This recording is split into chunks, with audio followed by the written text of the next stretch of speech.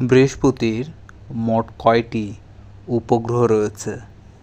বৃহস্পতির উপগ্রহ রয়েছে 16টি।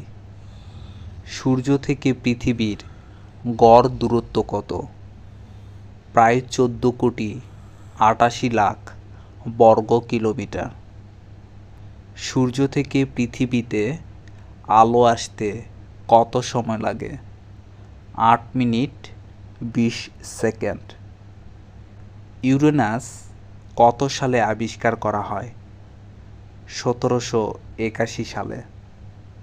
ইউরেনাস কে আবিষ্কার করেন?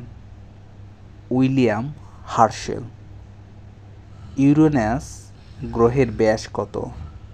49,000 কিলোমিটার প্রায়। সূর্য থেকে ইউরেনাসের গড় দূরত্ব কত? 287 কোটি কিলোমিটার। সূর্যকে প্রদক্ষিণ করতে ইউরেনাসের কত সময় লাগে? 84 বছর। ইউরেনাসের উপগ্রহ কয়টি? 5টি। কত সালে নেপচুন আবিষ্কার করা হয়?